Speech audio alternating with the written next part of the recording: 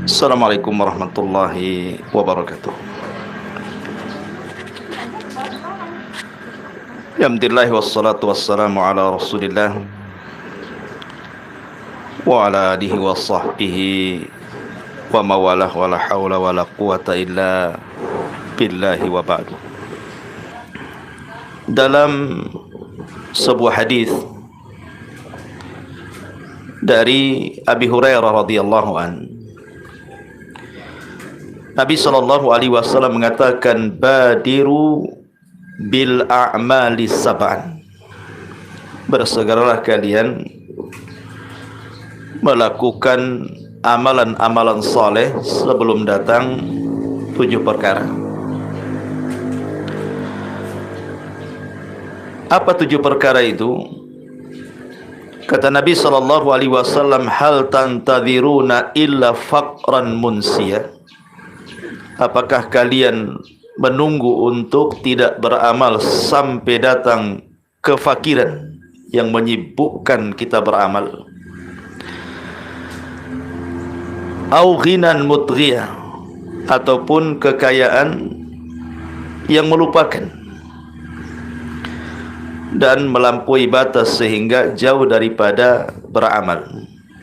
Au maradan mufsidah, ataupun sakit yang merusak badannya sehingga dia tidak bisa melakukan amalan.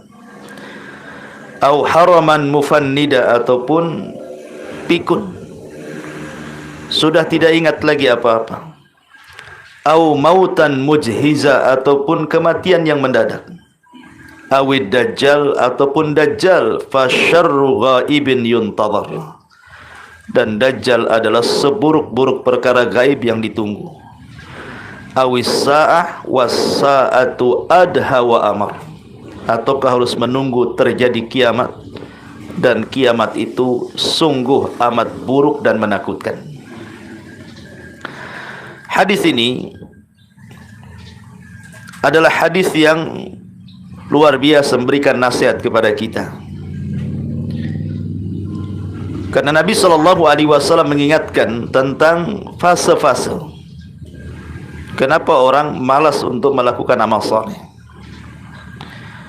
Pertama, Nabi mengatakan faqran munsiyah, kefakiran yang melupakan. Karena orang kalau sudah fakir, sibuk mencari kehidupan untuk ia makan, itu kadang-kadang lupa segalanya. Alasannya kenapa tidak salat? Karena sibuk cari kerja. Kenapa tidak membaca Quran, hadir di majelis ta'lim? Sibuk untuk makan aja susah. Akhirnya sedikit demi sedikit dijauhkan dia dari amal saleh. Kalaupun dia selamat dari kefakiran, anggaplah dia kaya. Justru terkadang kekayaan itu malah melampaui batas. Bukannya dengan kekayaan itu semakin dekat dengan Allah, makin jauh pula dia dari Allah.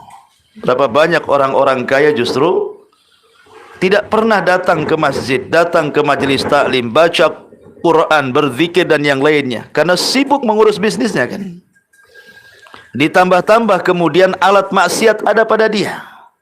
Orang kalau punya uang banyak, maksiat apapun dia bisa lakukan. Sehingga banyak orang-orang kaya itu justru melampaui batas. Persis seperti firman Allah Azza wa Jal, kalla innal insana la yatgha an ra'ahus tagna. Sekali-kali jangan seperti itu. Kebanyakan manusia apabila dibentangkan kekayaan kepadanya, terkadang mereka justru menjadi orang yang melampaui batas.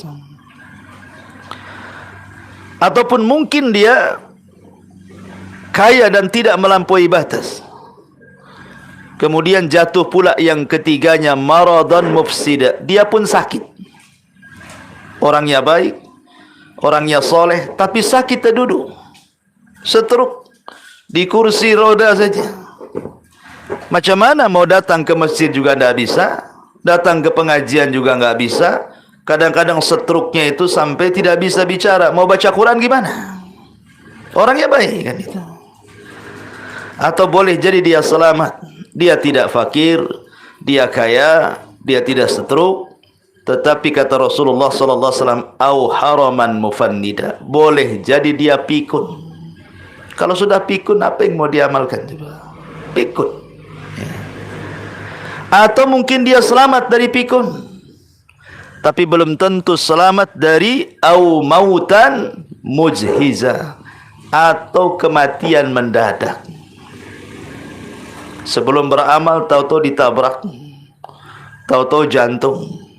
Macam-macam kematian mendadak itu. Ataupun kalau dia selamat dari kematian mendadak, awid dajjal fasyarru ghaibun yuntadhar. Apa harus menunggu datang dajjal? Tidak ada fitnah terbesar yang dihadapi manusia melebihi fitnah dajjal. Okelah anda selamat dari dajjal. Apakah selamat dari yang terakhir? Awis sa'atu was sa'atu adha wa amar. Atau nunggu kiamat. Kalau sudah kiamat nggak ada yang selamat, pasti mati semuanya kan itu. Ma'asyiral muslimin yang dimuliakan Allah Azza wa Jalla, hadis ini saya jadikan muqaddimah karena hadis ini bicara tentang manusia terkadang dihadapkan dengan fitnah sehingga tidak bisa beramal. Lah fitnah-fitnah apa saja yang akan terjadi di akhir zaman itu? Ma'asyiral muslimin yang dimuliakan Allah Azza wa Jalla, Nabi sallallahu alaihi wasallam adalah nabi terakhir.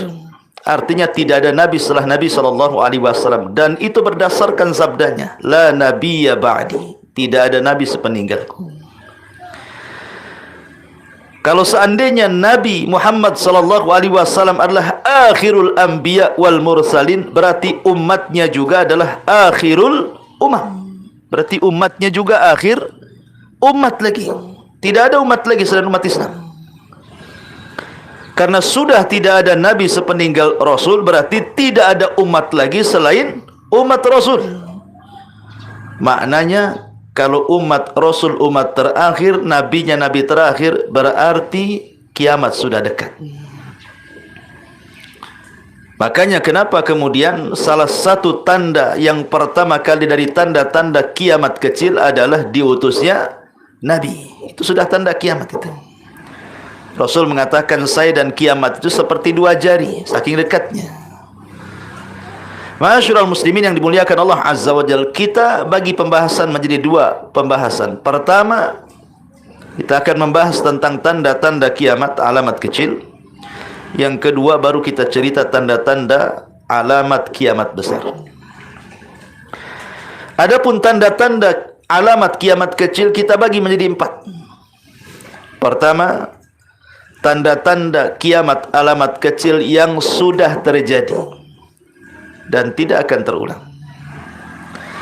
Yang kedua, tanda-tanda alamat kiamat kecil yang sudah terjadi dan akan terjadi dan terus terjadi, tidak berhenti sejak zaman Nabi sampai hari ini, bahkan sampai kiamat.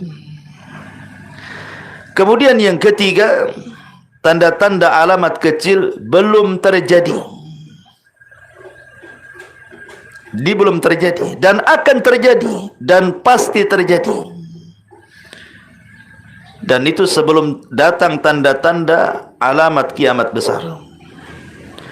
Kemudian yang keempat, tanda-tanda alamat kecil yang terjadi di sela-sela ketika datangnya tanda-tanda alamat besar. Jadi bercampur antara munculnya alamat tanda-tanda kiamat besar dan alamat tanda-tanda kiamat kecil di sela-selanya itu. Ya. Baik, inilah pembahasan tentang tanda-tanda alamat kecil. Adapun tanda-tanda alamat besar, kita jadi dua pembahasan. Pertama tanda-tanda langit, dan yang kedua tanda-tanda bumi. Baik, kita mulai dari tanda-tanda alamat kiamat kecil. Yang pertama, sudah terjadi dan tidak akan terulang lagi. Pertama adalah bi'tsatun Nabi sallallahu alaihi wasallam, diutusnya Nabi sallallahu alaihi wasallam. Setelah Nabi sallallahu alaihi wasallam diutus, maka tidak akan terulang, tidak ada pengutusan lagi. Karena Nabi SAW yang terakhir. Makanya Imam Ibnu Katsir rahimahullahu taala ketika memberikan catatan wa khatamun nabiyyin, dan Muhammad adalah penutup para nabi. Kata Imam Ibnu Katsir rahimahullahu taala ketika memberikan catatan kepada tafsir ayat ini, beliau mengatakan siapapun yang mengaku nabi setelah kenabian Muhammad sallallahu alaihi wasallam, dustakan kenabiannya. Dustakan langsung. Tidak perlu dipertimbangkan, tidak perlu dipikir-pikir. Betulkah dia nabi atau hanya pura-pura jadi nabi? Tidak perlu. Langsung dustakan. Di zaman Nabi SAW bukan tidak ada yang ngaku nabi. Ada. Di sana ada Musailamah al-Kadzdzab. Di sana ada Tulaiha. Di sana ada Al-Aswad Al-Ansi. Bahkan perempuan yang ngaku nabi ada di zaman Nabi. Namanya Sajah bintul Harith. Kemudian belakangan ada kelompok Ahmadiyah. Pimpinannya ngaku nabi, Hadrat Mirza Ghulam Ahmad. Bahkan anak kecil di zaman Nabi SAW namanya Ibnu Sayyad, ngaku nabi juga. Bahkan nanti di akhir zaman Dajjal itu sebelum mengaku Tuhan, ngaku nabi dulu. Saya kira orang-orang yang ngaku nabi itu ada di Arab saja.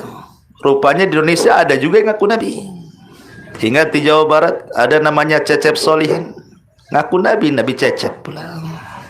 Cecep Solihin. Mungkin syahadatnya asyhadu an la ilaha illallah wa asyhadu anna Cecep gitu ya, Solihin. Rasulullah mungkin begitu syahadatnya. Ya.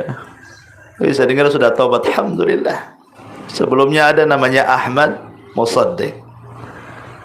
Ada lagi nabi-nabi yang lain ditangkap sama polisi. Hebat polisi Indonesia nangkepin nabi. Ya karena bukan nabi asli ya. Nabi palsu ya wajar ditangkap. Di negeri kita ini bukan hanya ngaku nabi, ngaku malaikat Jibril aja ada. Ngaku Imam Mahdi, perempuan loh. Ngaku Imam Mahdi. Ada juga di Indonesia ini. Apa yang enggak ada di Indonesia ini? Semua ada, lengkap. Ya. Artinya bahwa kalau ada orang-orang yang mengaku nabi setelah Nabi SAW, dustakan kenabiannya. Tidak ada nabi selain Nabi SAW. Karena diutusnya Nabi SAW adalah tanda-tanda dekatnya kiamat. Ana wasa'ati kahataini. Saya dan kiamat itu seperti dua jari. Saking dekatnya. Ini yang pertama. Diutusnya Nabi artinya tidak akan terulang lagi. Hanya dialah satu-satunya Nabi yang terakhir dan tidak ada Nabi setelahnya. Termasuk juga wafatnya Nabi. Nabi tidak akan dihidupkan kembali. Nabi tidak akan dihidupkan kembali. Dan akan diteruskan perjuangannya oleh para sahabat. Setelah para sahabat, para tabi'in. Kemudian para tabi'ut tabi'in. Kemudian para atba' tabi'ut tabi'in. Kemudian para ulama. Dari para ulama madhab sampai sekarang. Ulama-ulama yang senantiasa mengikuti Nabi SAW. Sehingga Rasul mengatakan, al-ulama warathatul anbiya. Ulama itu pewaris para nabi. Maka wafatnya Nabi SAW tidak akan terulang lagi. Karena Nabi juga tidak mungkin dihidupkan lagi. Ini yang kedua. Yang ketiga, insyiqaqul qamar. Terbelahnya bulan menjadi dua. Ketika orang-orang musyrik Arab datang kepada Nabi SAW dan mengatakan, ya Muhammad, kalau engkau seorang nabi, mestikan setiap nabi itu punya mujizat. Tunjukkan mujizatmu, katanya. Kata Nabi SAW, kalian mau apa, katanya kan? Kami ingin belah bulan itu jadi dua, katanya. Bayangkan, bulan dibelah jadi dua, itu kan mustahil sebenarnya. Tapi begitulah orang-orang musyrik ingin melemahkan Nabi. Tetapi Allah Subhanahu wa taala tetap ingin mengikrarkan bahwa Nabi Muhammad adalah nabi yang diutusnya. Ketika Nabi SAW berdoa kepada Allah agar bulan itu terbelah menjadi dua sebagai bukti kenabiannya, Allah tolak, tidak. Allah kabulkan. Kemudian Rasul mengisyaratkan kepada bulan, tiba-tiba terbelah tuh bulan itu. Yang satu penggalan tetap di atas, yang penggalannya kemudian turun ke bawah persis di atas Jabal Abi Kubais. Dan orang-orang melihatnya. Percaya dengan seperti itu bahwa Rasul Nabi? Tidak juga. Orang-orang musyrik Arab mengatakan, jangan-jangan kami sedang disihir Muhammad gitu. Kalau begitu, tunggu besok. Orang-orang yang safar dari Syam, kita tanya katanya. Kalau seandainya mereka melihat bulan utuh, hanya kita aja di sini yang melihat bulan terbelah, berarti Muhammad sudah menyihir kami katanya. Rupanya setelah beberapa hari datanglah musafirin yang datang dari Syam itu. Ditanya, pada hari ini tanggal sekian, jam sekian, betul ada bulan terbelah? Kata orang-orang musafir yang datang, iya katanya. Tapi mereka mengatakan rupanya orang-orang yang safar pun kena sihir katanya. Coba bayangkan, nah, intinya kan nggak mau beriman sebenarnya. Mereka malah mengatakan zahara sihru Muhammad. Muhammad sudah menampakkan sihirnya. Bukan kami saja orang mukim, orang musafir pun kena sihirnya katanya. Naudzubillah. Dan terbelahnya bulan tidak mungkin terulang lagi.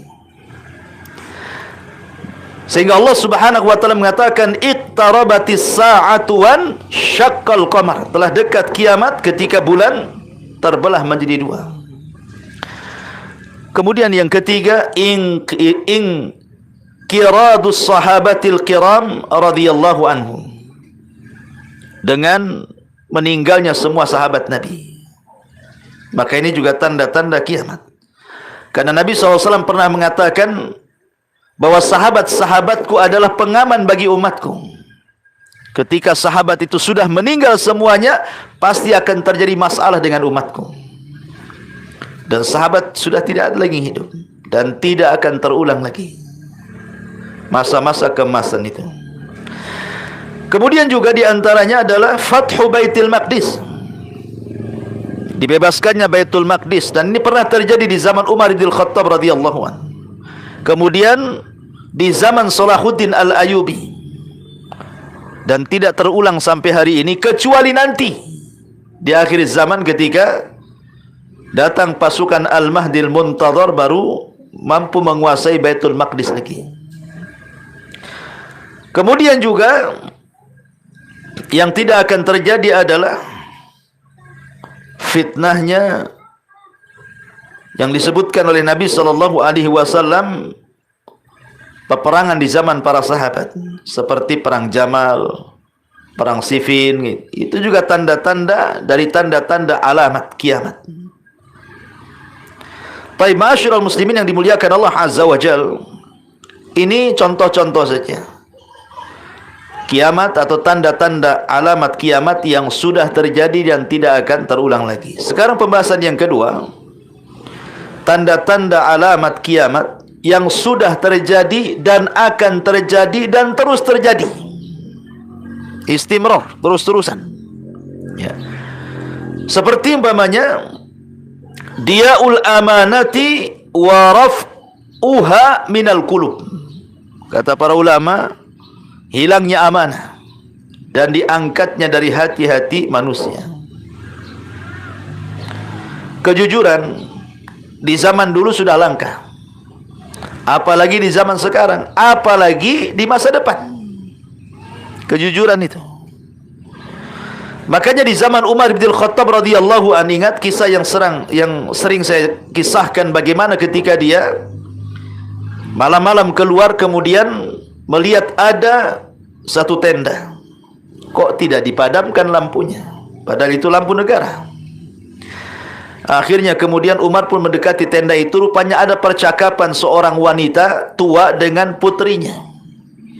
Percakapannya soal bisnis menjual air susu. Kata ibundanya, nak, biar banyak untungnya kita campur sajalah air susu asli itu dengan air mineral, katanya. Biar makin banyak. Ketika makin banyak air susunya, makin banyak pula untungnya.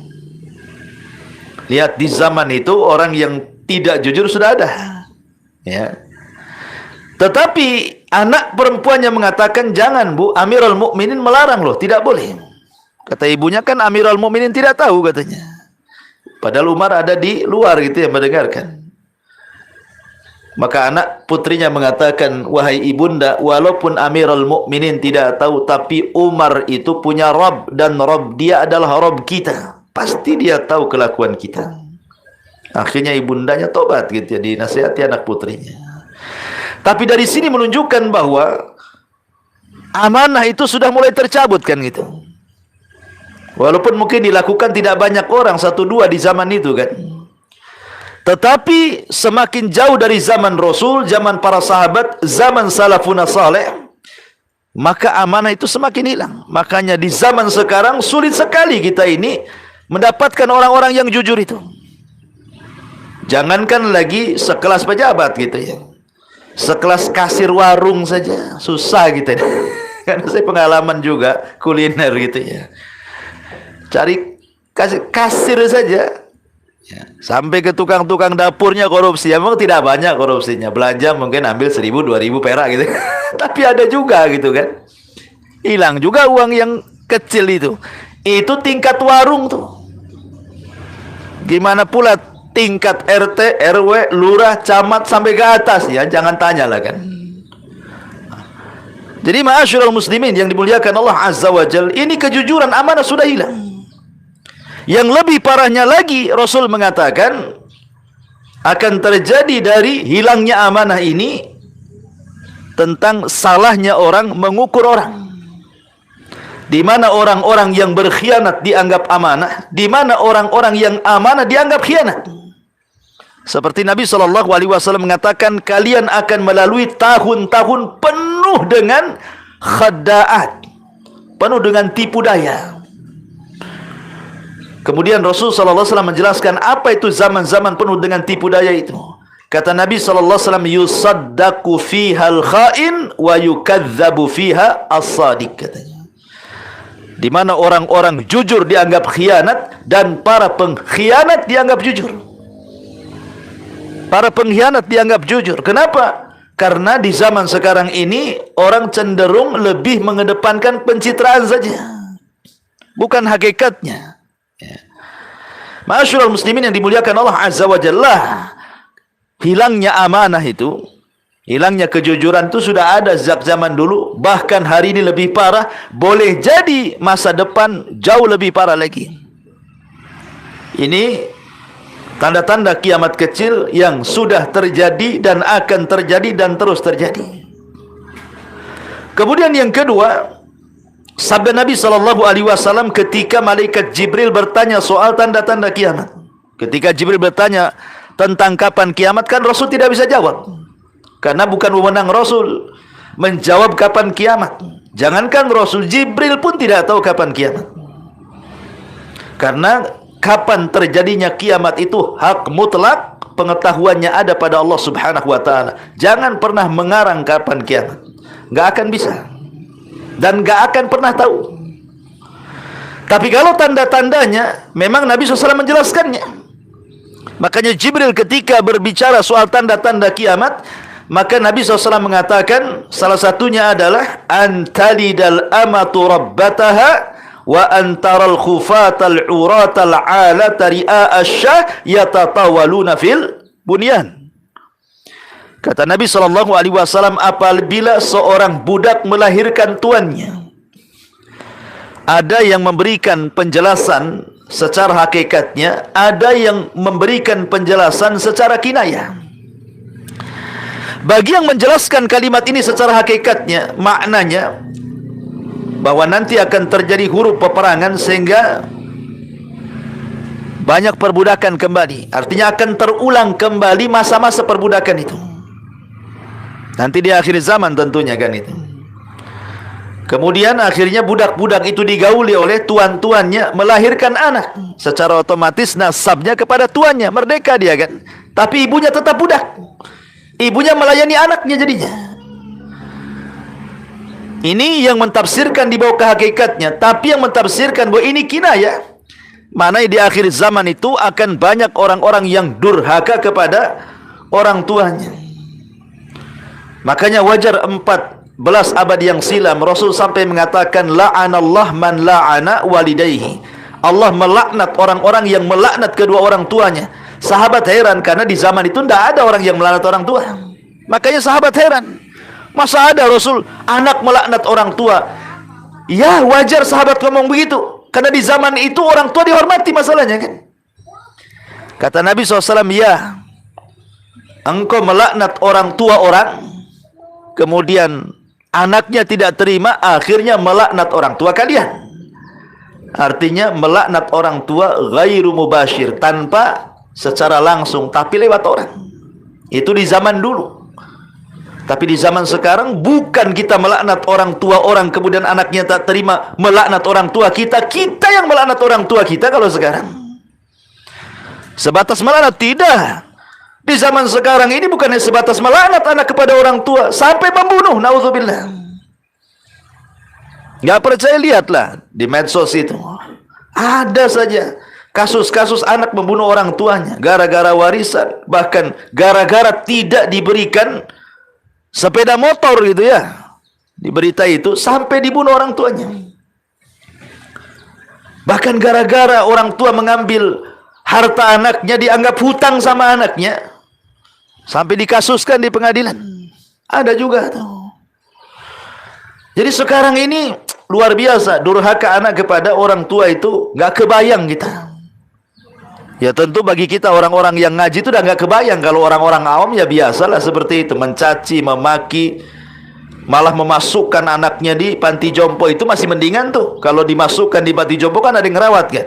Ini ditinggal sama anaknya. Entah orang tuanya makan apa.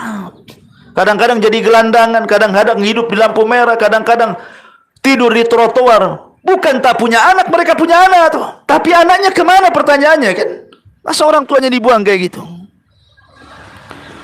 Macam-macam kan sebabnya. Ada penyebabnya anaknya sakit hati. Boleh jadi mungkin anaknya dulu tidak dirawat sama orang tuanya. Maknanya orang tua tidak bertanggung jawab sama anaknya. Akhirnya anaknya dendam. Setelah dia besar, akhirnya ditelantarkan pula orang tuanya. Ngapain saya urus orang tua katanya? Dia aja nggak pernah ngurus saya. Nah, mungkin itu yang paling bisa masuk akal mungkin ya. Tapi yang seperti ini saja dalam Islam itu disalahkan. Anggaplah seandainya ada orang tua punya anak, kemudian anaknya dikasih tetangganya.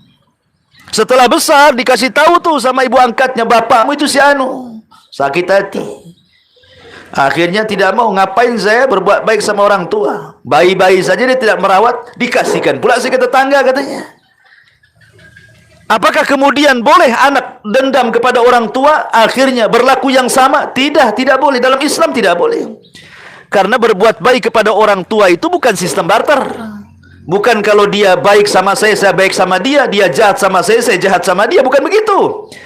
Perintah berbuat baik kepada orang tua itu perintah Allah. Soal dia jahat dengan kita, soal dia baik dengan kita, itu urusan dia. Tapi urusan kita adalah dengan Allah, bukan dengan orang tua. Ya. Itu mungkin yang paling berakal cara berfikirnya. Kalau ada anak durhaka orang tua ini, mungkin sebabnya salah satunya seperti ini. Tapi rupanya bukan. Orang tuanya sudah mendidik dia, melahirkan dia, menyekolahkan dia, ngasih makan dia sampai dia besar. Tak ada pun anak itu berbuat baik sama orang tuanya kan. Ah, inilah namanya, kata Nabi SAW, antalidal amatu rabbataha. Ataupun yang kedua, engkau lihat orang-orang yang miskin, tidak beralas kaki, penggembala kambing, mereka hidup di dusun-dusun, tiba-tiba ketika mereka sudah kaya, mereka membangun rumah bertingkat-tingkat, gedung besar-besar, bahkan melebihi orang kota. Kita lihat di desa, terkadang ada di desa itu rumahnya lebih cantik daripada rumah orang kota kan. Interiornya, luar biasa itu. Jangan kira rumah di desa itu jelek-jelek, enggak. Kadang ada yang lebih indah dibandingkan orang kota. Padahal kalau dulu iyalah kan itu ya. Di zaman baheula mungkin begitu ya. Tapi zaman sekarang tidak.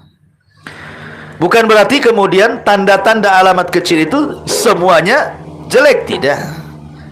Ya. Ada yang positif juga kan itu. Tapi dimasukkan tanda-tanda ketika kemudian Orang-orang yang dulunya di desa-desa susah-susah hidupnya, akhirnya dibentangkan dunia kepada mereka. Mereka pun berlomba-lomba membangun bangunan besar melebihi bangunan orang kota. Bahkan saya pernah hidup dulu di Jawa Timur, di daerah Lamongan itu, Lamongan Dalam, ya. Karena saya juga pernah belajar di situ dulu. Jadi subhanallah, karena rata-rata di situ TKI Malaysia yang kerja-kerja di situ itu rumahnya luar biasa kayak istana itu, besar-besar sekali, tapi nggak ada orangnya, ya. Isinya itu nenek-nenek saja semua. Jadi neneknya suruh ngisi rumahnya, orang tua anak-anaknya itu kerja di Malaysia gitu ya. Jadi bertahun-tahun itu ya tidak pernah diisi gitu, coba kan. Ada yang sama sekali nggak ditinggali sama yang bangunnya, karena sudah pikirnya kalau pulang ada kerjaan balik lagi dia ke Malaysia. Akhirnya memilih tinggal di sana sampai mati. Lah buat apa coba bangun rumah itu coba? Ya, ditinggal begitu saja. Ya.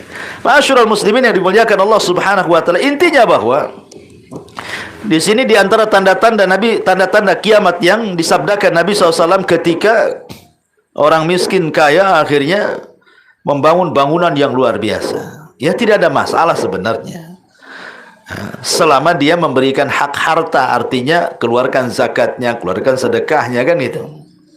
Karena kekayaan pun hakikatnya tidak dicela sebenarnya. Yang dicela itu kalau tadinya miskin kemudian kaya, akhirnya melalaikan agama. Itulah yang dikatakan dalam Al-Quran, Alhaakumut takatsur hatta zurtumul maqabir kalla sawfa ta'lamun ila akhiril ayat. Kemudian juga di antara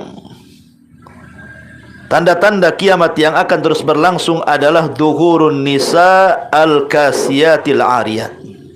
Munculnya wanita-wanita berpakaian tapi telanjang.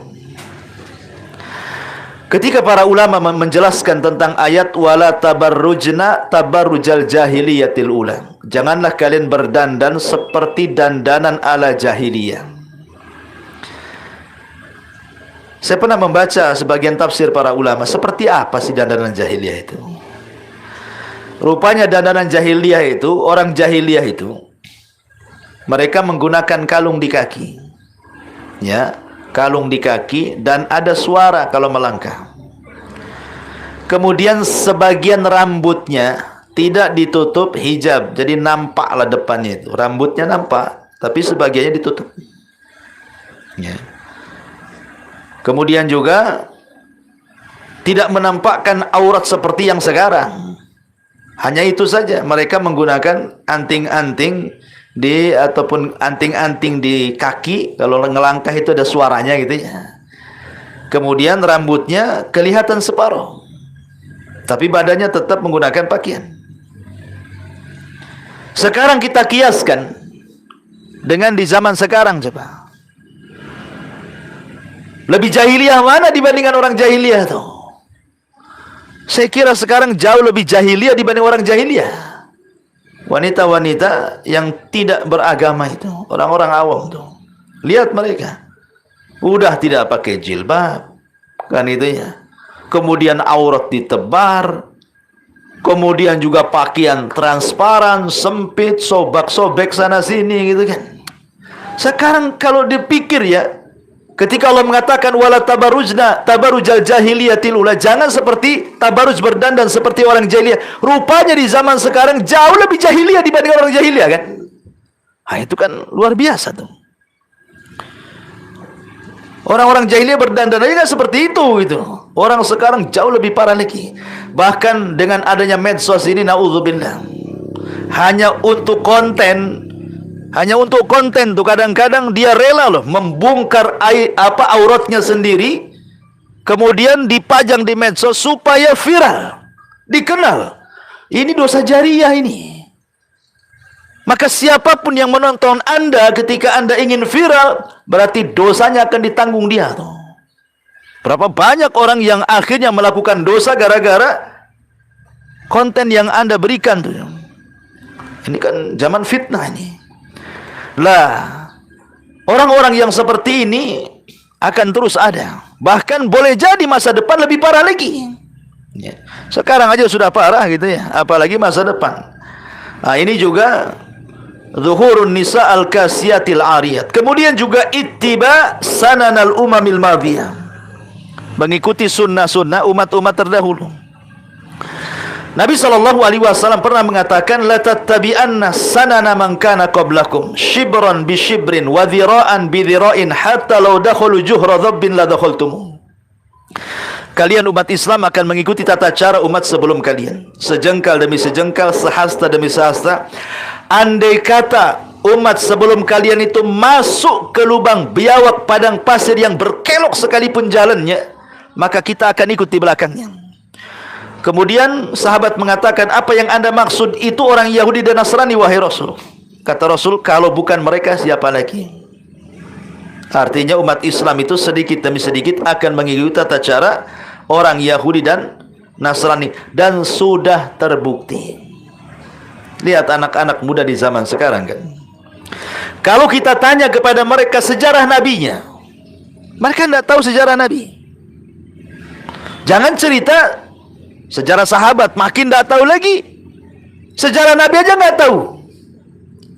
Tanya istri Nabi berapa, bingung dia. Apalagi nama-namanya, apalagi anak-anaknya. Ya. Tanya paman-pamannya Nabi siapa, tak tahu. Ditanya peperangan Nabi, makin tak tahu. Ditanya akhlak Nabi, bleng-blong nggak tahu. Tapi coba kalau ditanya selebritis gitu ya, paling hafal tuh. Rumahnya, bloknya, RT-nya, RW-nya, lurahnya, anaknya, selingkuhannya, semua hafal dia, ya kan? Naudzubillah. Kenapa? Karena itu yang ditonton sama dia. Kayaknya bersari penasaran itu. Ada orang yang mengikuti kehidupan satu artis itu sampai tahu betul dia. Kenapa anda kemudian menghabiskan hanya untuk mengikuti tren artis? Kenapa tidak mengambil buku sirah para ulama, pelajari setiap hari itu? Sampai-sampai saya pernah mengetes salah satu anak SMA tuh, tentang siapa Umar bin Khattab. Tidak tahu. Siapa Umar itu Ustaz? Tidak tahu. Umar bin Khattab tidak tahu, bayangkan. Ya. Masyaallah muslimin yang dimuliakan Allah Azza wa Jalla, ini kan bahaya. Ya. Sudah sejarah Nabi tidak tahu, sejarah sahabat tidak tahu. Ketika dia tidak tahu sejarah nabinya, tidak tahu sejarah para sahabatnya yang membawa Islam sampai kepada kita, maka pasti dia akan mencari tuntunan yang lainnya. Ya, pasti dia. Kalau tidak tahu sejarah nabinya, pasti akan dia mencari sejarah yang lainnya. Makanya, kenapa orang-orang yang tidak paham sejarah Nabi hafal pula dia para pemain bola tuh? Hafal. Ini namanya klubnya ini. Kalau main sekian, kalahnya tahu dia, menangnya berapa, kalahnya berapa, tahu itu. Pemain boxing, pemain tinju, kok dia bisa tahu? Tapi Nabi lo tidak tahu. Nah, ini kan gara-gara apa? Gara-gara ittiba sanana man qablakum, karena mengikuti tata cara umat sebelum kalian. Sengaja orang-orang Yahudi dan Nasrani itu melupakan kaum muslimin dengan permainan, dengan syahwat, dengan syubhat. Akhirnya mereka dilupakan dari nabinya. Mungkin kalau orang Islam disuruh murtad agak sulit. Pelan-pelan aja dimurtadkan dengan cara tidak sadar, mengaku Islam padahal bukan Islam dia. Akhirnya karena tidak paham siapa nabinya, siapa ajarannya, akhirnya terlontarlah kalimat-kalimat istihza kepada nabinya. Istihza kepada nabinya. Saya kadang-kadang kalau lihat YouTube itu ya demam gimana, mau marah saja. Ya. Ada seorang tokoh yang viral mengatakan tentang, saya belum pernah mendengar Muhammad itu agamanya Islam katanya. Dia yang bawa ajaran Islam pula, dia mengatakan, saya nggak dengar. Dari mana kamu tahu Muhammad itu bawa ajaran Islam katanya. Ini kan pemahaman liberal. Maunya itu dibenturkan dengan agama yang lainnya, bahwa semua agama itu sama. Ya, dan begitu seterusnya kan. Kenapa sampai kemudian terlontar kalimat seperti ini? Karena tidak paham siapa Nabi dan apa ajarannya. Kalau dia paham, nggak mungkin dia mengatakan seperti itu. Masyaallah muslimin yang dimuliakan Allah Azza wa Jalla. Kemudian juga at-taslim atau taslimul khassa, mengucapkan salam hanya diberikan kepada orang-orang yang khusus saja. Ini juga tanda alamat yang akan terus terjadi. Nabi SAW di zaman itu pertama kali hijrah dari Mekah ke Madinah, salah satu ceramahnya apa? Ini ceramah pertama nih di Madinah pasca hijrah Nabi itu. Ayuhan nas absus salam. Sebarkan salam. Ini ceramah pertama Nabi di Madinah nih. Ketika dia hijrah dari Mekah ke Madinah, kemudian dia berceramah di Kuba, itu yang pertama kali Rasul katakan, Ayuhan nas absus salam. Sebarkan salam. Wa at'imut ta'am, kasih makan orang-orang miskin makanan. Wasilul arham, kemudian sambung silaturahim. Kemudian wasallu bil laili wan nasu niyam, salatlah di malam hari ketika manusia tidur, ku jamin kalian masuk surga bisalam dengan selamat. Ini khutbah pertama Nabi. Mengucapkan apa? Sebarkan salam. Sebab khutbah inilah tokoh Yahudi besar yang merupakan rujukan orang-orang Madinah masuk Islam. Siapa namanya? Abdullah ibn Salam. Gara-gara mendengar khutbah Nabi ini, Abdullah ibn Salam masuk Islam. Kenapa? Rupanya ajaran Islam itu indah. Kalimat salam ini saja kalau mau dijabarkan itu luar biasa itu. Ya. Kenapa kita disuruh mengucapkan salam? Dengan faedahnya yang segudang itu luar biasa mengucapkan salam itu. Salah satunya adalah bisa menjadikan orang itu tertanam saling cinta sesama kaum muslimin. Tapi di zaman sekarang tidak seperti di zaman dulu. Di zaman dulu kalau orang pamannya mengucapkan salam kemudian tidak dijawab, marah. Seperti kasusnya Sa'ad bin Abdurrahman bin Auf atau Sa'ad bin Abi Waqqas radhiyallahu an, ketika dia melihat ada Utsman ibn Affan duduk di Masjid Nabawi. Kata Sa'ad bin Abi Waqqas, "Assalamualaikum ya Utsman." Tidak dijawab sama Utsman.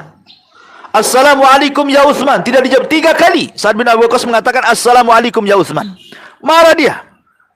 Akhirnya apa? Datang kepada Umar mengadu.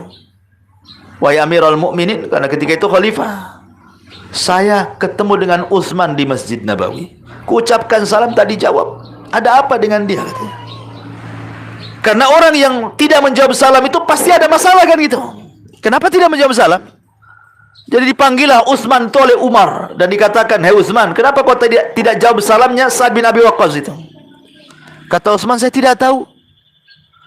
Kata Sa'ad, "Wallahi demi Allah aku ucapkan salam dengan keras." Kata Utsman, "Saya tidak dengar."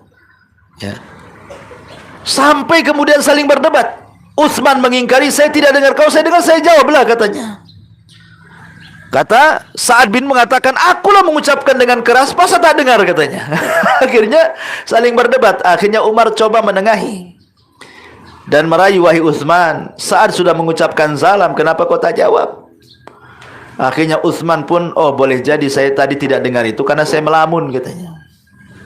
"Kenapa kau melamun?" "Tadi saya di masjid itu terpikirlah hadis Nabi. Ketika aku dulu di zaman Nabi sedang duduk di majelis Nabi, kata Rasul, dakwatun Nabi, ada doa seorang Nabi kalau dibaca dalam doa kita mustajab. Habis itu Nabi disibukkan dengan orang Baduy sehingga Rasul tidak meneruskan hadis itu. Kemudian aku ingat-ingat apalah gitu. Makanya aku lupa." Ya. Nah, barulah kemudian Umar pun mengatakan, "Oh iya, aku juga sama, hadir di majelis itu," katanya. Tapi tiba-tiba Sa'ad bin Abi Waqqas merubah tema supaya jangan tegang. Kata Sa'ad, "Oh iya saya tahu," katanya. Dilupakan nih perselisihannya. Langsung kata Sa'ad, "Saya tahu doa itu," katanya. Udah lupa perkara tadi, lain lagi sekarang ini. Coba. Begitulah sahabat tuh. Nah, kita juga harus gitu, pandai-pandai kalau udah mulai tegang nih, rubah maudunya, temanya. Seperti itu. Pamanya suami istri lagi tegang-tegang, cari tema lain supaya yang ini dilupakan gitu ya. Seperti itulah. Ya, para sahabat Nabi SAW marah kalau tidak salamnya dijawab. Ada apa? Kalau sekarang biasa aja. Assalamualaikum nggak jawab, ya sudah. Nggak peduli gitu kan. Pokoknya sudah salam, terserah dia mau jawab nggak jawab gitu. Ya, karena di zaman itu salam itu penting. Zaman sekarang nggak penting. Kadang-kadang kita sudah lewat nih di jalan, nampak orang lewat itu pakaiannya muslim, pakai sarung, pakai koko, pakai songkok, datang dari masjid lagi. Kan nampak kalau dia muslim. Kecuali datang dari gereja, itu masih diragukan kan itu, walaupun pakai koko gitu. Tapi jelas-jelas dari keluar dari masjid, habis sholat lagi, kita lewat, tak ada pun assalamualaikum. Gimana yang tidak jelas, yang jelas-jelas muslim saja nggak mau mengucapkan salam. Makanya di antara tanda-tanda kiamat itu ketika salam hanya diberikan kepada khusus saja, orang-orang khusus. Nampak ini berjanggut, bercingkrang, pakai gamis, mungkin kawan. Assalamualaikum. Nampak nih isbal gitu, tak ada janggut, ya, bukan jamaah ini. Nggak ada salam, nggak ada kalam gitu. Ditakdir sama dia. Subhanallah. Coba kalau salam itu sudah diberikan kepada orang husni, bahaya. Anda sedang mematikan syiar-syiar Allah Subhanahu wa taala. Maka ini tanda-tanda kiamat, ya. Kemudian juga yang akan terus terjadi kasratul haraj. Banyaknya pembunuhan. Ini ngeri, banyak pembunuhan. Di zaman itu, di zaman salaf dulu, jiwa manusia itu dihargai. Di zaman Nabi, bayangkan di zaman Nabi SAW ada seseorang yang bersaudara, sahabat Nabi, lewat di perkampungan Yahudi. Tiba-tiba kemudian istirahat di satu tempat. Ketika malam diculiklah saudaranya, kemudian dibunuh. Lapor sama Nabi, Rasul, saudaraku dibunuh. Dan saya yakin yang bunuh orang Yahudi, karena antara kami dengan Yahudi ada permusuhan. Kata Rasul, ada bukti? Tak ada, tapi saya yakin yang bunuh. Kira-kira siapa Yahudi yang kau curigai? Si Anu, panggil. Dipanggil. Kata Rasul, kau bunuh saudaranya? Tidak, kata orang Yahudi, saya enggak bunuh dia. Kata sahabat ini, enggak, bahkan dia bunuh. Karena ada musuhan kita dengan dia, katanya kan. Siapa lagi yang bunuh saudara saya, katanya kan. Kata orang Yahudi, enggak, saya enggak bunuh, katanya. Kata Nabi SAW, kamu punya bukti bahwa Yahudi ini membunuh? Tidak. Kamu siap bersumpah 50 kali? Kata sahabat ini, enggak mungkinlah saya bersumpah untuk sesuatu yang tidak saya lihat, katanya. Oh, kalau gitu saya lempar sumpahmu kepada Yahudi. Hei Yahudi, siap bersumpah 50 kali kau tidak bunuh, katanya. Siap, kata Yahudi. Kata sahabat ini, Rasul, Yahudi dia mau sumpah palsu pun dia mau, katanya. Kata Rasul, harus memang begitu caranya, ya. Akhirnya Yahudi bersumpah, lepas dia. Kemudian Rasul minta ke Baitul Mal untuk diganti diatnya 100 ekor unta. Lihat, jiwa manusia dulu itu dihargai. Tapi zaman sekarang tidak. Saya pernah hidup di Yaman dulu sebelum perang, ya, sebelum perang. Belum ada Presiden Abdullah Soleh dulu masih berkuasa, belum dibunuh, belum ada perang Syiah dengan Sunnah, belum, ya. Saya lihat kehidupan di sana itu luar biasa loh. Damai. Padahal semiskin-miskinnya orang Yaman itu pasti mereka punya senjata. Karena di sana kan bebas senjata. Jadi jual senjata itu kayak jual handphone di pasar-pasar kaget tuh. Ya, antum masuk pasar kaget semua jual senjata itu, ya. Mulai di pelurunya sampai senapannya, laras panjangnya, pistolnya, udah kayak biasa aja di pasar-pasar itu. Tapi anehnya, jarang orang mati ditembak, ya. Kalaupun perang kabilah bukan ditunjukkan ke orangnya, ke atas. Bukan ditunjukkan ke orang, duduk ke atas gitu, ya kan. Ya kan, ada orang mati ke atas saja. Hanya idharul quwah, menunjukkan kekuatan mereka saja. Saya pernah dengar, ya ada yang ditembak, ada. Tapi maksudnya jarang. Dan kalaupun seandainya ada mati orang ketembak, itu wajar. Karena setiap orang punya senjata. Semiskin-miskinnya orang punya pistol, gitu maksudnya. Tapi di Indonesia ini yang pegang senjata, kalau tidak polisi, TNI. TNI Polri saja yang pegang senjata, kan. Orang awam itu mana boleh pegang senjata? Kalau ada, langsung ditangkap, ini ilegal. Tapi kenapa coba? Pembunuhan hari-hari. Pembunuhan itu kita lihat, subhanallah, hari ini mati, hari itu mati, besok mati, hampir setiap hari ada orang mati, coba. Padahal tidak pegang senjata, ya. Ini baru-baru ini ada pembunuhan berantai diracun, bayangkan. Nggak terbayang kita orang bisa membunuh sampai berantai begitu, ya. Sampai 9 orang loh dibunuh dia. La ilaha, dengan berbagai macam cara, yang dilempar ke laut, yang diracun, yang diapa, kan. Luar biasa, coba. Hari-hari. Persis seperti sabda Nabi SAW di akhir zaman itu, orang yang dibunuh dan yang membunuh dua-duanya bingung. Yang membunuh bingung, yang dibunuh makin bingung, ya. Maksudnya apa? Al-qatil la yadri fima qatal, wal maqtulu la yadri fima qutil, kata Rasul. Orang yang membunuh bingung kenapa bisa membunuh, orang yang dibunuh makin bingung lagi kenapa saya bisa dibunuh. Karena dalam Islam bunuh-membunuh itu tidak sembarang. Kecuali kalau kisos, Anda membunuh, dibunuh. Kenapa terjadi kisos, ikhwan? Orang yang membunuh harus dibunuh. Karena biasanya tabiat orang yang membunuh cenderung akan membunuh lagi. Kenapa terjadi pembunuhan berantai coba? Karena kalau orang sudah membunuh satu orang, dia akan mudah membunuh 2 orang, 3 orang, 4 orang, 5 orang. Makanya dalam Islam pembunuh dibunuh. Karena jiwa membunuhnya supaya hilang. Ya. Nah, itulah dalam Islam itu. Sebab kalau tidak dibunuh, nanti ada masalah. Karena terbiasa membunuh lagi dia. Beda kalau seandainya membunuh dalam jihad kan itu ya. Memang dia terdorong karena agama. Tapi orang membunuh di luar pada jihad ini rata-rata karena urusan syahwat saja. Hanya urusan dunia dan begitu seterusnya. Jadi sekarang ini pembunuhan itu aneh-aneh. Coba bayangkan orang tua sampai tega membunuh anaknya, membunuh istrinya, anak membunuh orang tuanya. Di zaman sekarang aneh-aneh gitu. Masalah urusan parkir, bunuh. Urusan waris, bunuh. Urusan tersinggung, bunuh. Sekarang ini ya. Padahal Rasul mengatakan, la yahillu damimri'im muslim illa bi ihda thalathin. Tidak halal darah seorang muslim ditumpahkan kecuali karena 3 perkara. Satu, karena as-saibuz zani, orang yang sudah menikah berzina, rajam, jelas alasannya. Atau orang yang membunuh, kisos. Atau orang yang murtad, keluar dari Islam setelah dimintai tobat, dia tidak mau, maka terjadi pembunuhan. Itu pun eksekutornya tidak sembarang orang, harus pemerintah. Ya. Tetap eksekutornya pemerintah. Tidak bisa kemudian kita menaikkan sendiri itu. Atau pemerintah menegakkan hukum, siapa yang bawa narkoba sekian kilo, bunuh. Nggak ada masalah. Ya kan?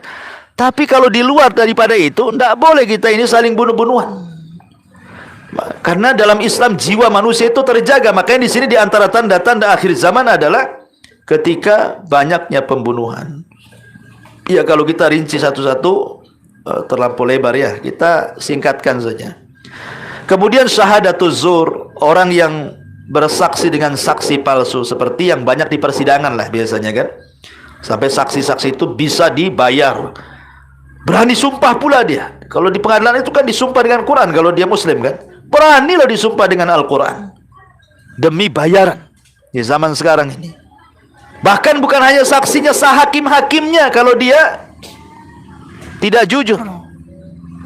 Apa mungkin hakim itu disogok? Mungkinlah. Rasul yang ngomong hakim itu ada 3. Yang di sorga itu cuman 1, yang 2 itu di neraka. Rasul yang mengatakan seperti itu kan. Siapa hakim di sorga? Hakim yang tahu kebenaran, kemudian memutuskan dengan kebenaran, maka dia di sorga. Adapun yang 2, hakim tahu kebenaran, diputuskan pula dengan kebatilan, di neraka. Atau hakimnya jahil, dia putuskan dengan kejahilannya, masuk neraka. Jadi ada hakim-hakim itu yang curang, yang bisa dibayar, yang bisa disogok. Ya, kecuali hakim-hakim yang rahimahumullah, orang-orang yang Allah berikan rahmat kepada mereka. Kalau Allah tidak berikan rahmat, ini kesempatan mereka meraih keuntungan dunia. Ya. Kemudian juga zuhurul jahli, tampaknya kejahilan. Maksudnya di sini jahil soal agama. Bukan jahil soal urusan dunia ya. Kalau jahil urusan dunia nggak ada yang jahil. Orang nggak sekolah saja ada yang jadi kaya kok. Ya, nggak sekolah itu pengalaman saja kalau dunia.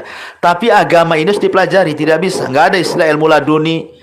Ya, kitabnya dibakar, dimasukkan ke gelas, diminum jadi menguasai kitab yang diminum, nggak ada cerita. Yang ada mati dia. Ya. Nah, jadi nggak ada ilmu laduni, harus dipelajari. Dan sekarang ihtimam belajar agama itu subhanallah rendah sekali. Kenapa? Karena ustadznya saja sudah tidak dihargai. Gimana ilmu yang dibawanya? Makin tidak dihargai kan? Coba bayangkan. Coba kalau seandainya majlis-majlis syahwat, majlis-majlis syubhat, nggak diundang aja datang. Coba buat konser itu di Angko Putri itu. Nggak perlu ada undangan ke rumah antum. Datang antum. Bukan satu orang, satu keluarga di bawah dia. Hujan-hujan diterabas dia. Nggak peduli. Ya. Tapi coba dibuat kajian kayak gini. Pak Edi ini sudah nyebar di grup-grup. Yang datang siapa? Yang istiqomah saja bisa dihitung dengan jari. Ya. Entah kenapa gitu. Mungkin malas hadir gitu. Bosan ustadznya satu. Atau malas hadir. Apa? ajarannya nggak beres gitu. Kan gitu ya.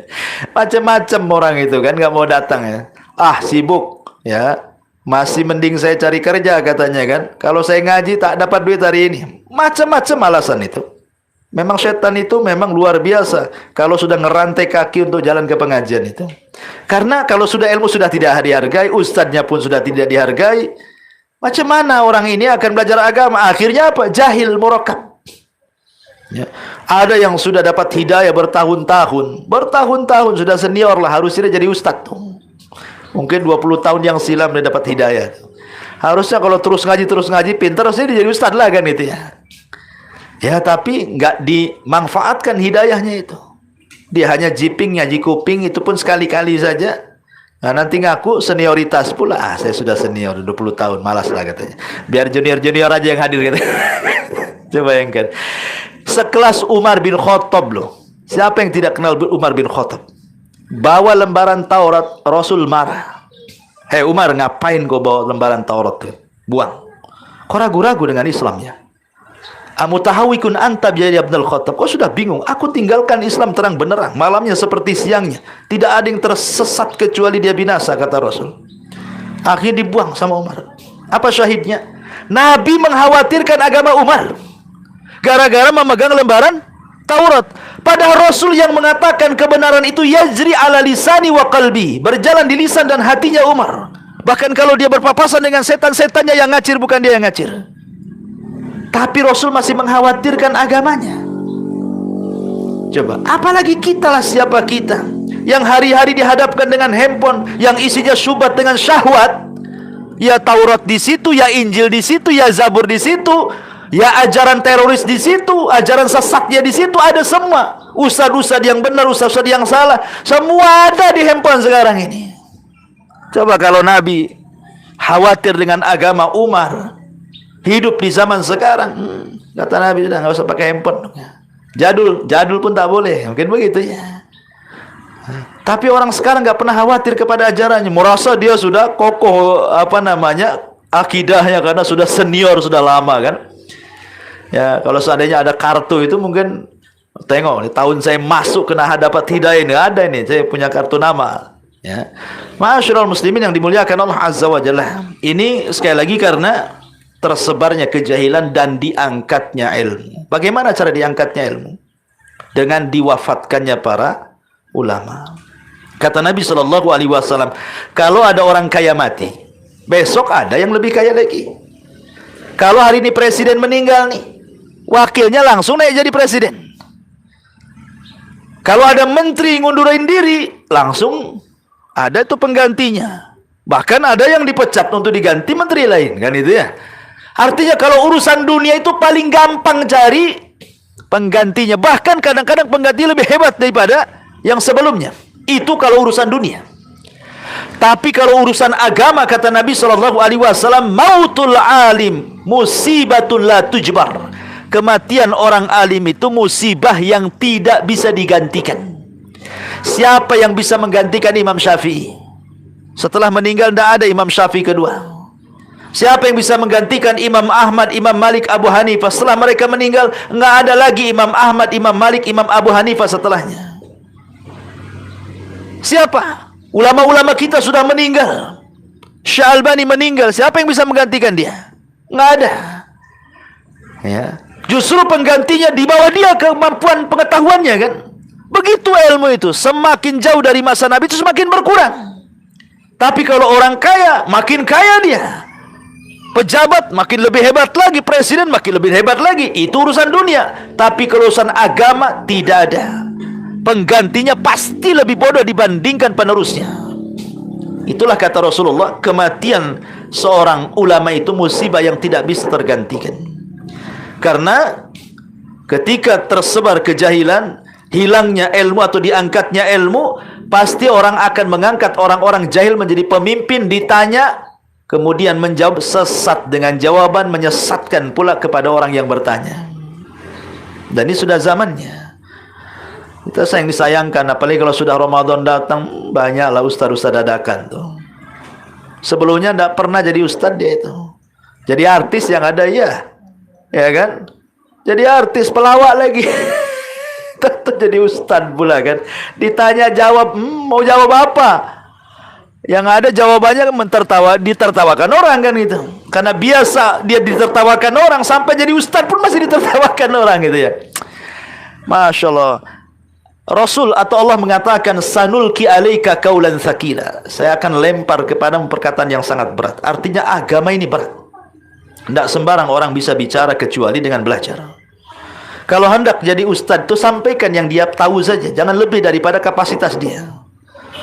Tapi masalahnya ego manusia, ananiah itu bahasa kita ya.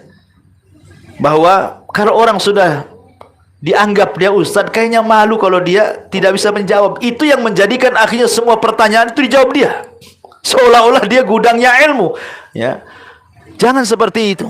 Jangan seperti sombong. Karena dulu juga ada orang yang sombong di Mekah itu. Orang yang haji sombong. Dia mengatakan, is'alu anni kulla syai'in, katanya. Tanya aku segala sesuatu, aku akan bisa jawab, katanya. Datang orang Badui. Saya bisa tanya sama kamu, di mana tuh tembolok semut, katanya. Tidak bisa jawab dia. Sombong, katanya. Katanya segala sesuatu tanya, saya tanya itu aja kok tak tahu, katanya. Maka di sini ma'asyiral muslimin yang dimuliakan Allah Azza wa Jalla, penting seseorang itu untuk terus belajar ilmu supaya ilmu itu tidak akan hilang. Jangan nunggu Al-Quran diangkat sehingga kita tidak bisa membaca lagi. Ya. Tapi kemudian juga di antara tanda-tanda kiamat juga seorang ta'atuz zaujah wa uququl seorang laki-laki lebih taat sama istrinya, akhirnya durhaka sama orang tuanya. Mengangkat suara di masjid-masjid. Kemudian juga orang-orang fasik menjadi para pemimpin. Kemudian ketika wanita-wanita sudah mulai keluar, nyopir sana sini. Bahkan saya pernah pesan Grab. Pesan Grab, ya kan? Di situ laki-laki, tiba-tiba perempuan sopir. Kata istri itu, kok bisa perempuan kan? Coba bayangkan. Ya. Masyarul muslimin yang dimuliakan Allah Subhanahu wa taala. Kemudian halalnya khamar, halalnya sutra, halalnya zina, halalnya alat musik. Bahkan tamanin nas al-maut, manusia berangan-angan ingin mati. Di zaman sekarang kan ada orang yang ingin mati. Ya, jadi dia lewat kuburan mengatakan, coba aku mati kayak kamu, katanya. Nah, orang-orang ingin mati. Kalau ingin matinya karena sebuah fitnah yang dihadapi, takut dia terkena fitnah akhirnya murtad, bolehlah. Tapi kalau ingin mati gara-gara faktor ekonomi, bahkan betul-betul matinya itu minum racun, anaknya dikasih racun, ini putus asa, ini dosa besar. Ya. Kemudian juga imaratus sufaha, ketika para orang-orang jahil menjadi pemimpin. Kemudian juga taqarabuz zaman, zaman berdekatan. Tahu-tahu pagi, tahu-tahu siang, tahu-tahu sore, tahu-tahu malam, besoknya pagi lagi, tahu-tahu minggu, tahu-tahu bulan, tahu-tahu tahun, tahu-tahu ngaca udah berubah semua. Tahu-tahu ada di rumah sakit terbaling, tahu-tahu inna lillahi wa inna ilaihi rajiun. Ya, berdekatan zaman, berdekatan pasar. Dulu ke pasar naik angkot, sekarang angkot pula tak ada penumpangnya. Ya, kenapa? Cukup pakai aplikasi, nunggu di rumah, main COD semuanya.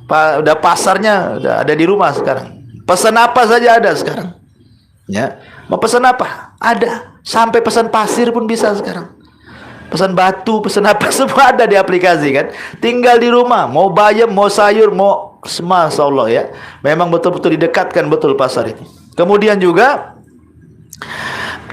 di antaranya banyaknya dusta, banyaknya gempa, banyaknya wanita, sedikitnya laki-laki, banyaknya zina, homoseksual, LGBT dan begitu seterusnya. Ini adalah tanda-tanda kiamat kecil yang akan terus terjadi. Kemudian tanda-tanda kiamat kecil yang belum terjadi, tetapi sebelum terjadi kiamat besar. Ya. Di antaranya adalah kata para ulama, istifadatul mal wa kathratuhu bainan nas. Harta akan melimpah sehingga manusia tidak mengambilnya. Harta melimpah tapi manusia tidak mengambilnya. Kata Nabi SAW, bumi ini akan memuntahkan isi hatinya berupa emas dan perak seperti pilar yang didatangkan kepada manusia yang sebelumnya seseorang membunuh gara-gara harta, seseorang mencuri gara-gara harta, seorang memutus silaturahim gara-gara harta. Tapi ketika harta itu dimunculkan, kata Nabi sallallahu alaihi wasallam, fayaqulu, maka berkatalah orang yang membunuh, fi hadza qataltu, gara-gara inilah aku membunuh. Datanglah pencuri, gara-gara ini aku mencuri. Datanglah pemutus silaturahim, gara-gara inilah aku memutus silaturahim. Tapi tiga-tiganya tidak mau mengambil. Ditinggalkan emas peraknya itu. Dan ini akan terjadi di akhir zaman. Tapi kan belum ada. Kalau sekarang antum jangan lagi nemu emas, nemu dompetnya diambil. Ini dompet siapa? Nggak peduli, diambil isinya, buang lo dompet. Kan gitu ya. Belum terjadi. Nanti akan terjadi juga. Ya. Kemudian juga termasuk zuhurul mashi wal khasfi wal qadfi. Kata Nabi SAW, nanti di akhir zaman umatku akan ditimpa mashun wa khasfun wa qadfun. Apa itu mashun? Apa itu khasfun? Apa itu qadfun? Mashun artinya manusia akan dirubah bentuknya menjadi bentuk yang lebih buruk. Boleh jadi dari seperti Bani Israel, dari orang dibentuk menjadi kera, dari orang dibentuk menjadi babi. Ada juga yang mengartikan secara hakikatnya. Ada yang mengartikan dibentuk maksudnya akalnya. Ya, orang dibuat akalnya kayak kera, kayak babi, kayak binatang. Nah, dan ini akan terjadi nanti. Dan nampaknya sudah terjadi. Orang-orang seperti binatang itu, hidupnya hanya makan aja, lupa ibadah. Ya kan? Membunuh itu udah kayak binatang buas saja. Bunuh-bunuhan tuh kayak biasa. Ya. Ataupun nanti khasfun. Khasfun itu maksudnya gempa yang menghabiskan separuh bumi. Nah, ini kan belum terjadi. Ya.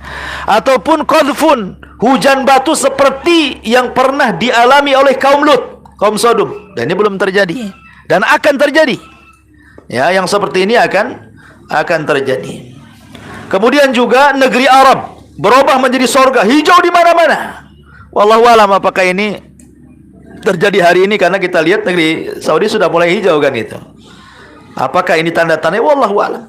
Tapi kata Rasul nanti negeri Arab itu akan menghijau seperti surga.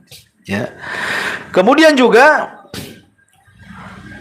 di mana pohon itu akan bicara dan akan menolong kaum muslimin, dan belum pernah terjadi. Kemudian menyusutnya sungai Efrat, kemudian munculnya gunung emas, ini pun belum terjadi kan itu. Kemudian fitnah Akhlas, fitnah Sarra, fitnah Duhaima, ini belum terjadi. Ya, Akhlas, Sarra, Duhaima, dan ini mendekati munculnya Dajjal, belum terjadi. Ya. Ya, termasuk juga adalah fitnah-fitnah yang lainnya seperti akan datang intifahul ahil, artinya bulan sabit yang sangat besar. Ya, bulan itu membesar, bulan sabit. Dan itu akan terjadi akhir zaman sebagaimana Rasul mengatakan manik min iqtirabis saati intifahul ahillah. Di antara tanda-tanda dekatnya kiamat adalah membesarnya bulan sabit. Nah, ini juga belum terjadi. Termasuk juga malhamatul kubra, perang Armageddon, belum terjadi kan gitu. Kemudian juga waris sudah tidak lagi berlaku, nggak ada lagi waris mewarisi harta waris itu. Nah, kemudian kembalinya manusia kepada pedang, kepada tombak, kepada ini belum terjadi. Nah, sekarang pakai mobil gitu. Ya, kecuali nanti mobil udah nggak bisa lagi, nggak ada lagi bensin, akhirnya jadi besi tua, balik lagi lah ke kuda, ke unta kan. Nah, tapi kan belum terjadi, dan akan terjadi dan pasti terjadi. Kemudian munculnya laki-laki dari Qahtan yang manusia taat dengan dia. Kemudian muncul seorang laki-laki namanya Jahjah. Kemudian muncul binatang yang bisa bicara. Belum terjadi juga ya. Dan begitu seterusnya. Kemudian ada tanda-tanda alamat kecil itu justru di sela-sela tanda-tanda alamat besar. Seperti apa? Al-Quran diangkat. Kapan Al-Quran diangkat? Ada yang mengatakan setelah meninggalnya Isa bin Maryam. Ada yang mengatakan di akhir-akhir mendekati kiamat besar, Al-Quran diangkat. Sehingga manusia sudah tidak kenal lagi apa itu Islam, apa itu salat, apa itu zakat, apa itu puasa. Yang mereka hafal hanya kalimat la ilaha illallah saja. Itu pun diucapkan orang tua mereka, nenek-nenek, kakek-kakek, anak muda tidak tahu ucapan itu. Itu pun mengucapkannya bukan karena tahu maknanya, karena mereka pernah dengar dulu orang mengucapkan kalimat itu, dia pun mengucapkan kalimat itu. Auzubillah. Nah, itu tanda-tanda kiamat kecil, tapi di sela-sela tanda-tanda kiamat besar. Ataupun Dzu Suwaikota ini, orang hitam yang bengkok itu, kakinya datang pasukan dari Habasyah menghancurkan Ka'bah sampai ke tanah, sampai diambil pembendaraan di dalamnya. Itu pun setelah meninggalnya Isa bin Maryam. Ketika sudah tidak ada lagi umrah dan haji, maka datang Dzulsuwaikota ini menghancurkan Ka'bah sampai ke akar-akarnya dan mengambil pembendaharaannya. Dan ini terjadi di sela-sela kiamat, tanda-tanda kiamat besar, ataupun angin yang membunuh setiap jiwa masuk ke ketiaknya seorang mukmin dan akan mematikan walaupun sedzarah keimanan. Nah, itu di sela-sela tanda-tanda kiamat besar juga ya. Ya, orang meninggalkan haji, meninggalkan umroh, kemudian mushaf, Quran dihilangkan dan begitu seterusnya. Nah, itu juga termasuk tanda-tanda kiamat kecil di tengah-tengah tanda kiamat besar. Dan yang terakhir secara singkat tanda-tanda kiamat besar dimulai dari mukaddimahnya munculnya Imam Mahdi. Ini mukaddimah Imam Mahdi ini, bukan tanda kiamat besar. Tapi tanda kiamat besar ini adalah munculnya Dajjal. Ini satu. Yang kedua, setelah Dajjal turunnya Isa bin Maryam. Kemudian setelah turunnya Isa bin Maryam munculnya Ya'juj dan Ma'juj. Nah, ini tanda-tanda kiamat besar. Kemudian setelah munculnya Ya'juj dan Ma'juj munculnya dukhan yang keempat. Kemudian setelah munculnya dukhan terbitnya matahari dari arah barat yang kelima. Kemudian setelah munculnya matahari dari arah barat yang keenam munculnya Dabatul Ar, binatang yang melata keluar dari perut bumi bisa bicara, menstempel orang-orang. Ini yang keenam. Kemudian yang ketujuh, kedelapan dan kesembilan adalah gempa. Gempa yang menghancurkan separuh bumi dari arah barat, dari arah timur dan dari jazirah Arab. Baru kemudian setelah itu yang nomor 10-nya adalah api yang keluar dari perut Adan Yaman dan api yang keluar dari perut Hijaz, kemudian bergabung menggiring manusia sampai ke mana? Sampai ke arah Syam. Baru kemudian di Syam inilah Allah giring angin yang mematikan masih orang-orang yang punya iman walaupun sebiji zarah, sehingga tidak ada orang hidup kecuali orang yang kafir. Itulah yang akan merasakan kiamat besar adalah orang-orang kafir. Orang beriman tidak akan pernah merasakan kiamat besar karena mati sebelum kiamat dengan dikirimkannya angin. Jadi yang akan merasakan trompet pertama Israfil itu hanyalah orang-orang kafir saja. Berdasarkan hadis Nabi SAW, la taqumus sa'ah illa ala syiraril khalqi. Tidak akan terjadi hari kiamat kecuali tegak kepada orang yang paling buruk dari manusia. Dan mereka orang-orang kafir yang bermaksiat sudah tidak malu-malu lagi, berzina sembarangan di mana-mana, sudah tidak punya malu lagi. Disitulah kiamat dibangkitkan kepada mereka. Na'udzubillahi min dzalik. Dan semoga kita dijaga dari fitnah-fitnah akhir zaman. Ini yang bisa saya sampaikan, ya, hanya sekedar mengulas karena sering juga dijelaskan untuk menyegarkan ingatan kita supaya kita lebih menebalkan keimanan dan ketakwaan kita kepada Allah Subhanahu wa taala. Taib, sebelum saya tutup, kita buat tanya jawab sebentar. Silakan kalau ada yang mau bertanya. Ya. Salah satu mengeluarkan suara apakah yang dimaksud itu seperti selawat, lagu-lagu yang Islam.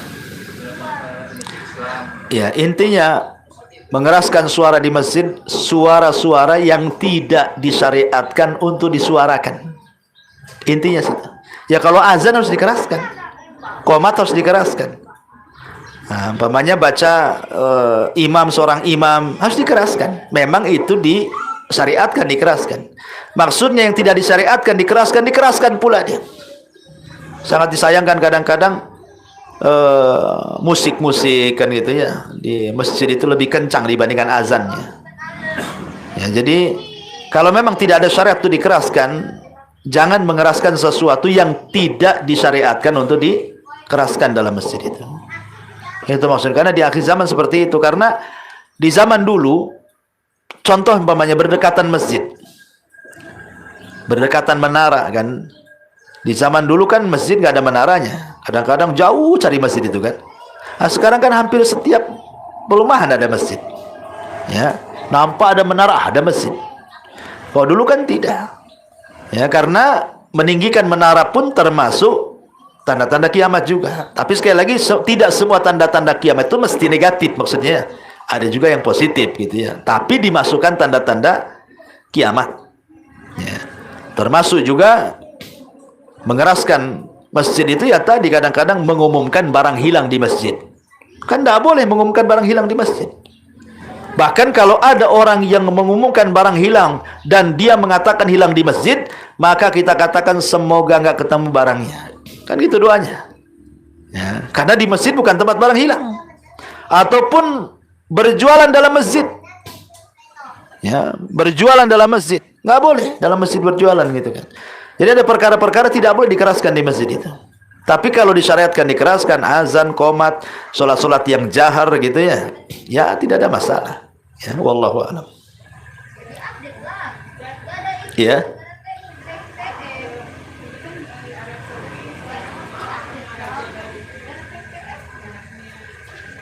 Ah.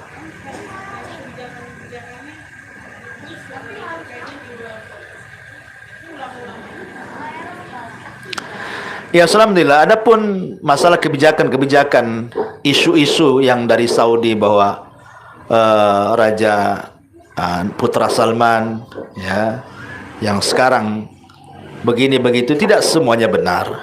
Dia juga tidak semuanya salah gitu ya. Tapi yang beredar di media-media ini kadang-kadang dibesar-besarkan. Ya, kadang-kadang dibesar-besarkan orang yang benci negara Saudi. Akhirnya membuat isu-isu terkadang yang tidak benar. Ya. Dan kita tahu ulama-ulama Saudi itu paling keras ya menentang kemungkaran. Tidak mungkin mereka diam. Karena memang perjanjian di Saudi sejak terbentuknya kerajaan Saudi sudah ada pembagian di situ. Siapa yang berkuasa, siapa yang berfatwa. Kan itu ya. Berkuasa dari keluarga Ibnu Saud. Kemudian yang berfatwa agama dari keluarga Syekh Muhammad bin Abdul Wahab, kan itu Al-Syekh bahasa kitanya. Sudah dibagi-bagi mereka, ini urusan agama, ini urusan dunia, dan mereka bersinergi antara pemerintah dan ulama. Ya.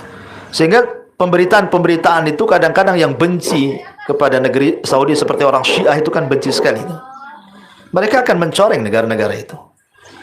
Ya, terkadang karena saya juga pernah yang dulu kasus Hollywood ya.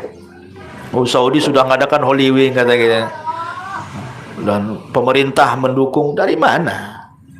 Rupanya itu bukan acara Holy Week kan itu, acara yang lain itu, acara peresmian apa semacam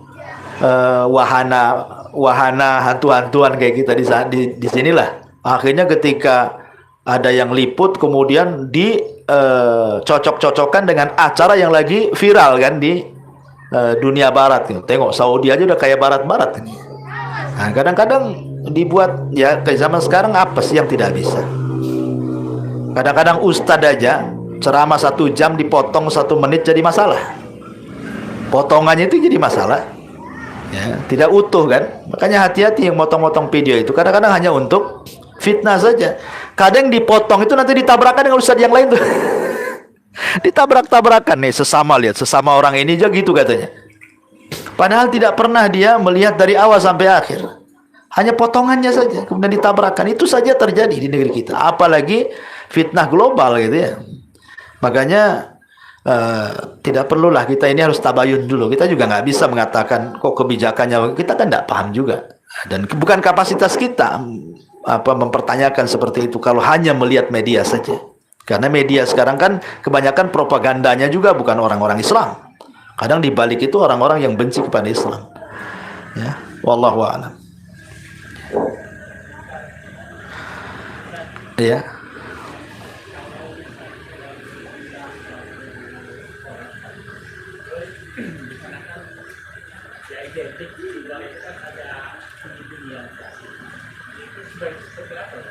Gimana?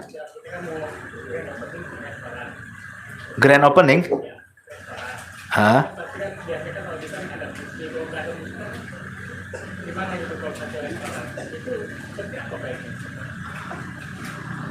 Ya kenapa nggak ganti aja ngaji atau apa gitu? Orang-orang awam masuk. Ya anggaplah mungkin penyelenggaranya kita. Ya saya kira kalau penyelenggara kita kan bisa ngatur acara. Iya. Cuman kadang-kadang kita ini terkalahkan syahwat, segen, masa kayak gini, masa hening acaranya. Karena saya juga pernah datang ke pernikahan itu acara kecil padahal kan. Ya. Tamu-tamunya memang ngomel. Kok orang nikah kok sepi kayak kuburan gitu. Orang nikah kok sepi. Nah, orang nikah kan senang-senang saja kan itu.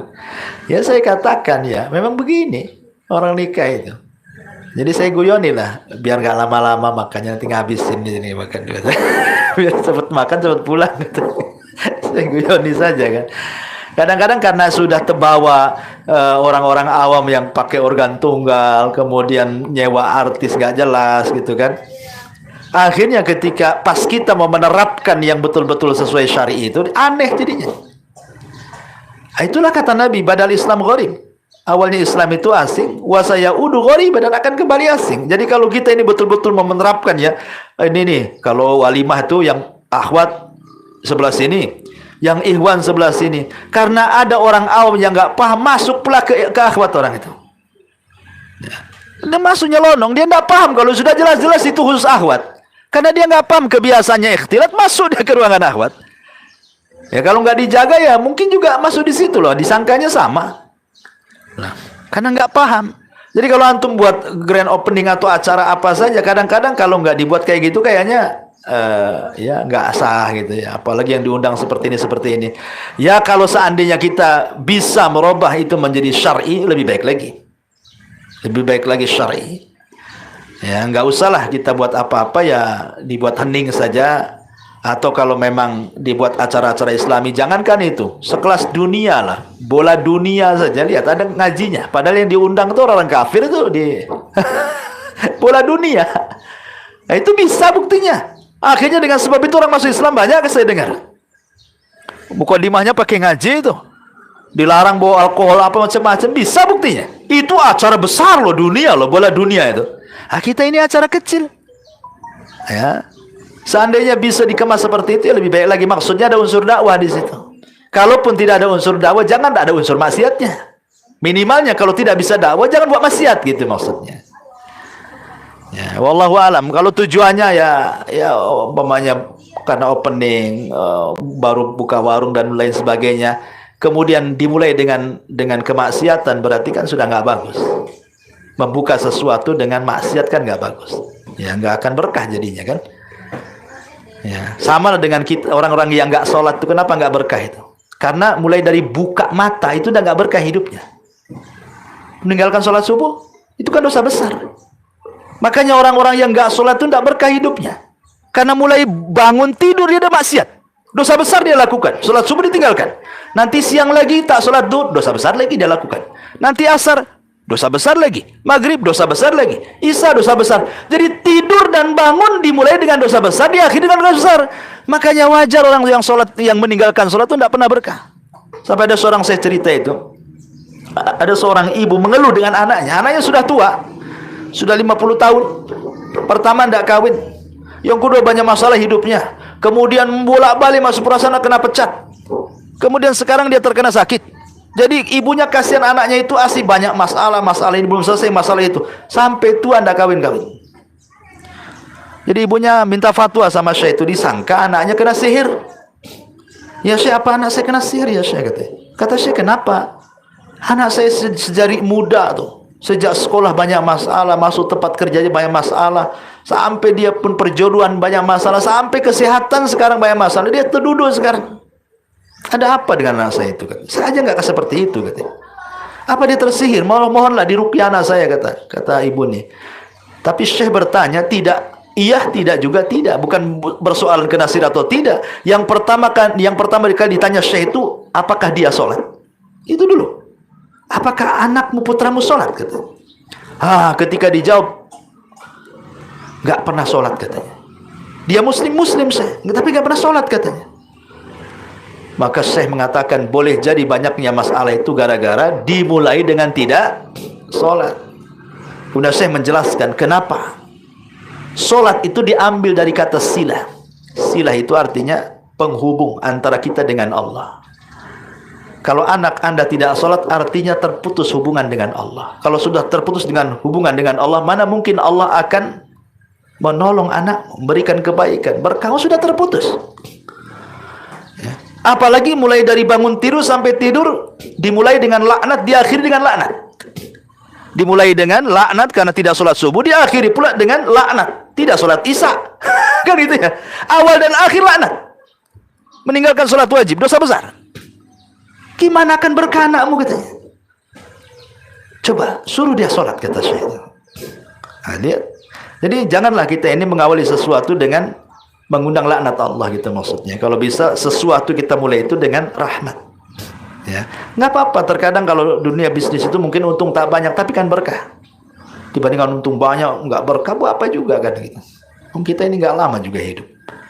Wallahu a'lam. Ya, saya kira cukup, ini udah hampir jam 12 ini. Subhanakallahumma bihamdika asyhadu an la ilaha illa anta astaghfiruka wa atubu ilaik. Wallahu ta'ala. Assalamualaikum warahmatullahi wabarakatuh.